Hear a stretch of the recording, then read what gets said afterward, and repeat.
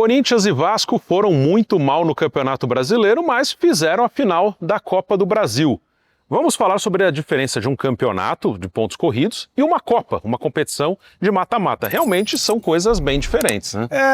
A gente já discutiu isso algumas vezes em todos os lugares, mas por certo você gosta também desse tema, você vai debater com seus amigos e a gente vai debater aqui.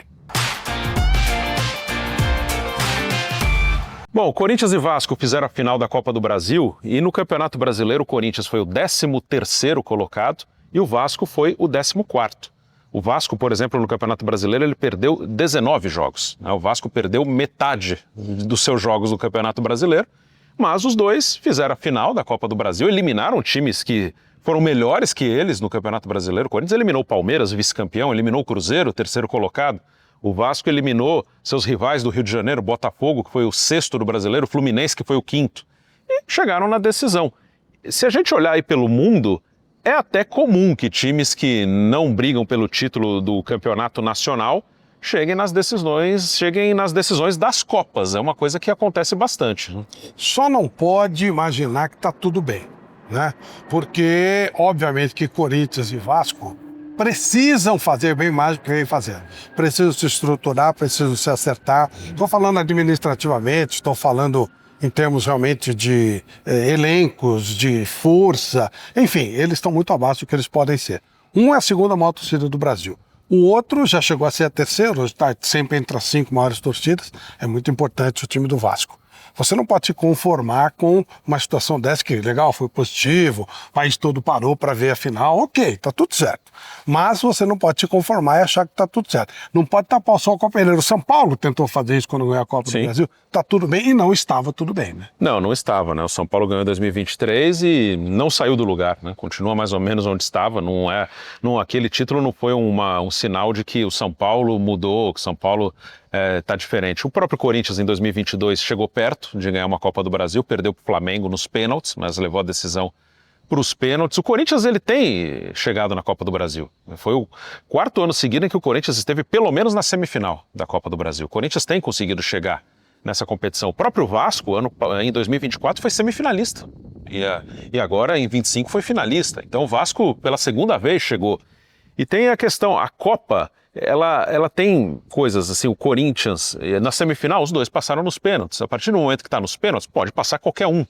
O Vasco, na campanha de semifinal de 24, ele eliminou 5 adversários. 3 foram nos pênaltis. O Fortaleza, o Atlético Paranaense e lá, nas primeiras fases, o Água Santa. E em 2025, quando chega a decisão contra o Corinthians, ele passa nos pênaltis pelo Operário do Paraná, time de Série B, e pelos seus 2 rivais do Rio, Botafogo e Fluminense, os 2 ele passou nos pênaltis. Também 3 decisões por pênaltis, né? E tem, acho que muito a ver com os goleiros. O Hugo é um pegador de pênalti, o Corinthians tinha o Cássio antes, que também em pênaltis garantiu algumas dessas classificações do Corinthians nos mata-matas. O Vasco, Léo Jardim é um pegador de pênaltis. Então, assim, a Copa tem isso, que são coisas diferentes, né? Às vezes a gente faz esses comentários, aí vem o torcedor, mas então eu não posso comemorar porque o time tá... Não, são coisas diferentes. Comemorar, curtir o momento, isso aí é pro torcedor, mas para quem administra, não tentar... tá tudo certo porque chegou numa Copa. São coisas diferentes, como você falou. Se a gente olhar pelo mundo aí, é claro que aqui no Brasil, a Copa do Brasil, acho que é o país que dá mais peso para a Copa Nacional.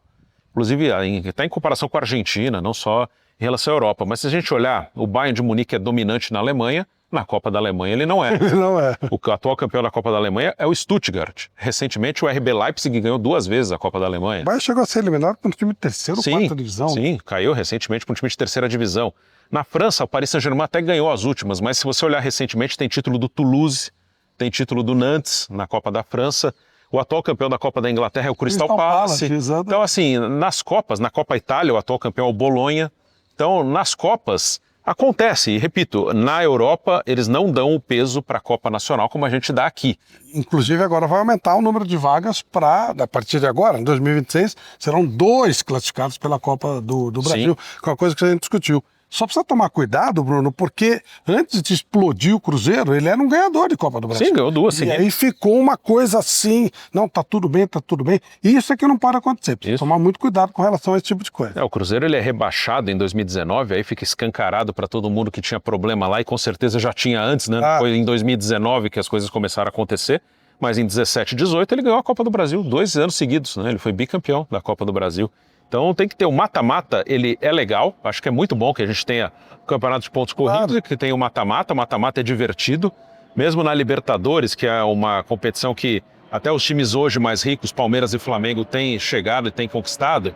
Também acontece, o Fluminense ganha, não vai ser sempre que o Palmeiras vai chegar, que o Flamengo vai chegar, porque é uma Copa, é um mata-mata. O Flamengo recentemente teve eliminação para o Penharol, para o Olímpia, que são times gigantes, mas que hoje estão financeiramente, não dá para comparar o Olímpia e o Penharol com o Flamengo. E aí o Flamengo caiu para esses times. O próprio Boca Juniors, que é gigantesco, hoje é difícil comparar, e tirou o Palmeiras, chegou numa decisão, aliás, aquela decisão que foi com o Fluminense, o Boca chega empatando todos os jogos no mata-mata e ganhando nos pênaltis com um goleiro pegador de pênaltis, que era o Sérgio Romero.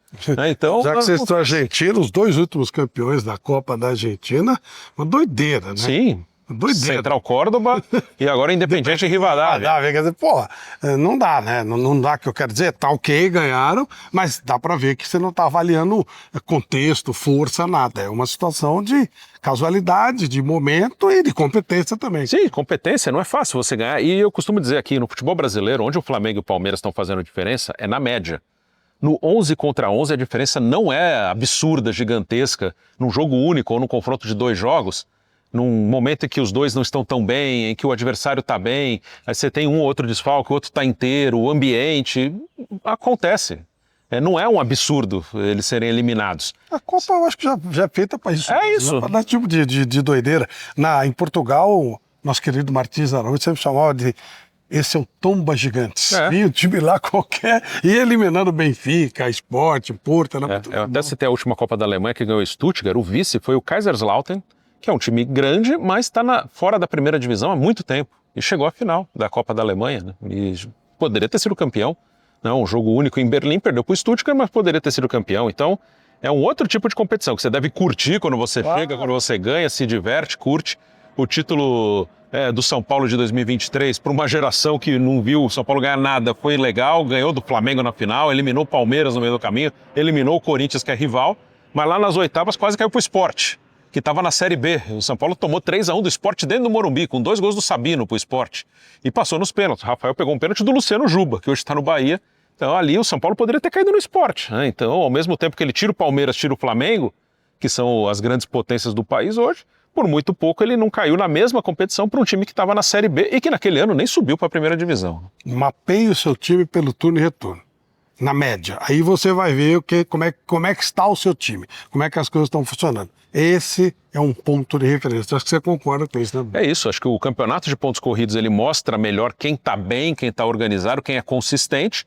E a Copa é uma diversão, e o futebol é diversão também. Claro que o futebol é dinheiro, organização, título, tem a parte pragmática, tem a parte de buscar resultado, e tem a diversão também. E a Copa, ela é a diversão. Verdade. Ela tem. Copa do Mundo tem muito disso, né? Copa do Mundo, pode ter certeza que na Copa de 2026 vai ter um time que ninguém espera que vai longe. Sempre tem, né? Como teve Marrocos na última, vai ter. Pode ser o Japão, pode ser o Equador, pode ser a Noruega, que tem um centroavante que faz muito gol.